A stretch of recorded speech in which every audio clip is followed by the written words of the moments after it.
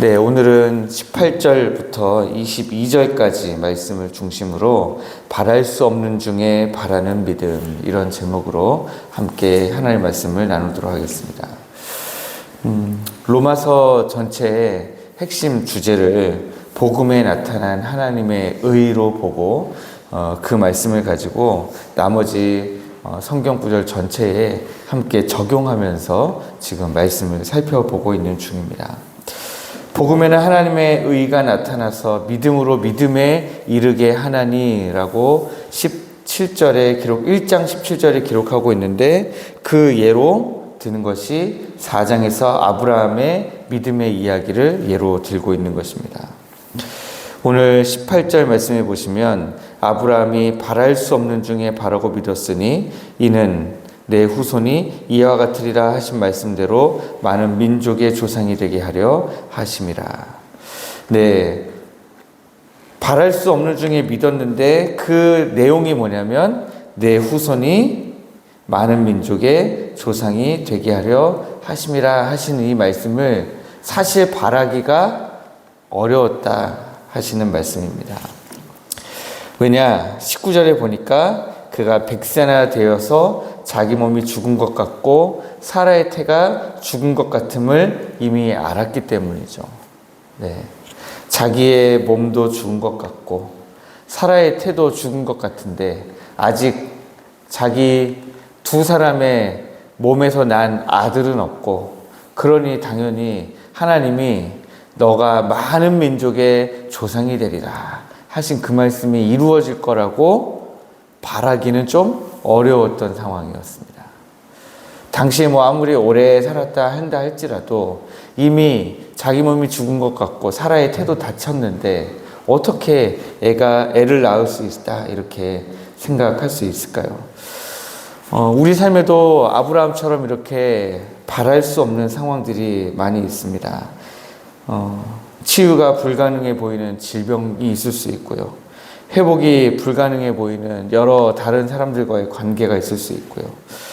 그 외에도 해결이 우리가 아무리 생각해봐도 도저히 해결이 될 것 같지 않은, 차라리 우리가 그런 찬양 하잖아요.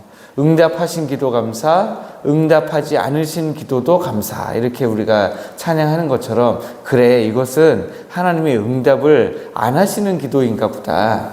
응답을 안 하신 것도 감사, 이렇게 하고 넘어가는 것이 오히려 우리에게 더 나아 보이는 경우도 있다라는 거예요. 아마 아브라함도 하나님이 나를 많은 민족의 조상으로 삼으시겠다고 했지만 지금 백세나 되어서 내 몸도 죽은 것 같고 사라의 태도 죽은 것 같으니 이것은 하나님이 응답하지 않으실 것인가 보다.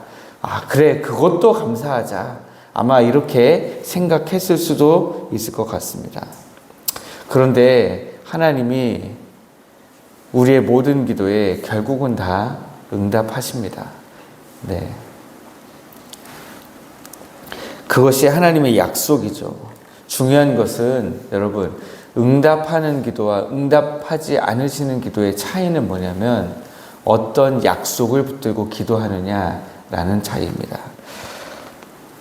그 아브라함이 믿었던 약속은 뭡니까? 너의 후손이 이 같으리라, 너가 많은 민족의 조상이 되리라 하신 이 하나님의 약속을 믿는 거죠. 내 상황을 보면 이미 안 돼요. 이미 불가능한 상황이 되었습니다. 그런데 하나님의 약속을 바라보고 그 약속만큼은 이루어질 거라고 믿은 거죠. 내 상황을 보면 더 이상 바랄 것이 없는데 하나님의 약속을 보면 믿음이 가는 거예요. 그래서 믿었습니다. 믿었는데 어떻게 하냐면 믿음 19절 후반에 보니까 믿음이 약하여지지 않았다, 이렇게 기록하고 있습니다. 그는 하나님의 약속에서 전혀 흔들리지 않았습니다. 그리고 믿음이 없어서 하나님의 약속을 의심하는 일이 없었습니다. 이미 상황은 종료된 것 같아요. 하나님의 약속은 이미 안 지켜질 것 같아요. 그런데도 하나님의 약속을 의심하지 않았다는 것입니다.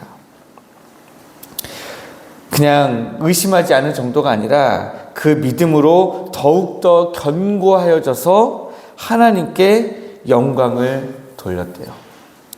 이게 아브라함의 이런 모습들을 보면요, 그의 여러 연약함들이 있지만 그럼에도 불구하고 왜 아브라함이 믿음의 조상이었는지 알 수 있을 것 같습니다. 그러므로 21절 말씀에 보시면 하나 더 아브라함이 무엇을 했냐면 하나님이 약속하신 그것을 능히 이루실 줄을 확신하였대요. 확신할 수 없는, 바랄 수 없는 상황인데 그 가운데서 하나님의 약속이 이루어질 줄 확신했다는 거예요. 하나님의 약속이 이루어질 줄 확신했기 때문에 전혀 그의 삶에서 하나님을 의심하지 않고 당당하게 살아갈 수 있었던 것이죠. 그랬더니 하나님이 그것이 그에게 의로 여겨졌다고 합니다.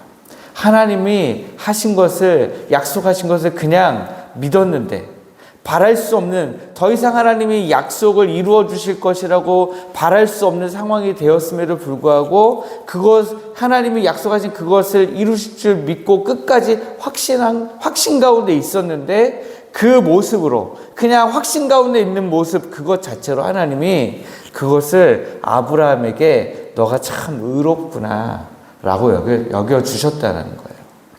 오늘 우리에게도 하나님의 약속이 주어졌습니다. 예수 그리스도의 십자가를 믿고 살아가는 자들에게는 우리 하나님께서 그 십자가의 구속을 그냥 믿는 것으로도 우리를 의롭다 해 주시겠다는 거예요. 그래서 마지막 말씀에 보면 뭐라고 나와 있습니까? 예수는 우리가 범죄한 것 때문에 내 줌이 되고 죽으셨다는 것이죠.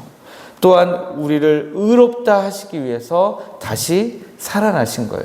이것을 그냥 우리도 믿기만 하면 그 의롭다 하심에 그냥 무임승차가 가능한 거예요. 어제 새벽에 말씀 나눌 때 그래서 하나님의 의롭다 하심이 값없이 선물로 우리에게 주신 것이다, 그렇게 말씀하셨습니다. 그래서 이 말씀을 가지고 다시 오늘 우리가 읽었던 4절과 5절 말씀으로 돌아가시면, 일하는 자에게는 그 삭시 은혜로 여겨지지 아니하고 뭘로 여겨진다고 합니까? 보수로 여겨진다고 그렇게 기록하고 있습니다.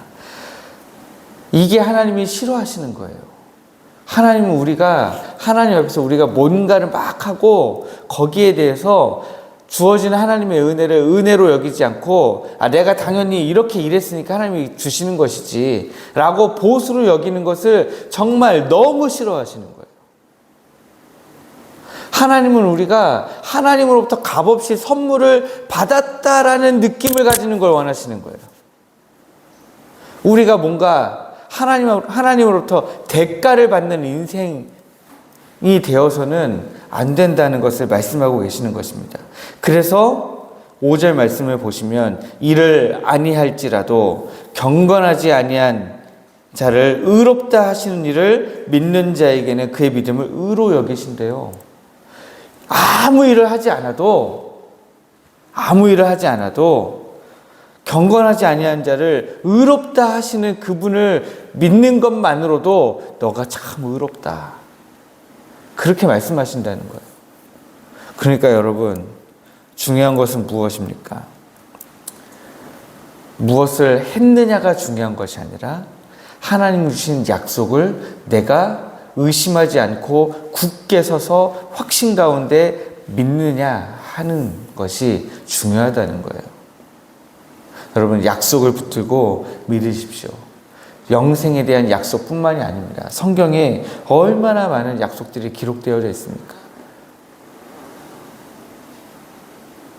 구하라, 찾으라, 두드리라. 그리하면 구하고 얻고 찾게 되고 열릴 것이다. 두세 사람이 내 이름으로 모인 곳에 나도 너희와 함께 있느니라. 너희 중에 병든 자가 있느냐? 찾아가 기도하라. 기도하면 낫게 하리라. 하나님이 끊임없이 약속의 말씀을 주셨어요. 약속의 말씀을 여러분들이 기도하시는 가운데, 성경을 읽으시는 가운데 내 마음에 주시는 그 약속의 말씀을 붙드셔야 돼요. 붙드시고 기도하십시오. 그러면 우리는 그냥 믿음 가운데 거하면서 기도했을 뿐인데, 흔들리지 않았을 뿐인데, 하나님이 의롭게 여기시고 그 약속하신 것을 다 이루어 주실 것입니다. 그래서 오늘 우리 이 새벽에 나온 우리 성도님들, 또 나중에 이 설교를 음성으로나 유튜브에서 들으실 분들, 모든 성도님들이 함께 약속의 말씀을 붙들고 기도함으로 말미암아 아브라함처럼 하나님 주시는 은혜를 누리는, 약속을 이루시는 하나님의 은혜를 누리는 은혜가 있도록 우리가 주님의 이름으로 함께 축복합니다.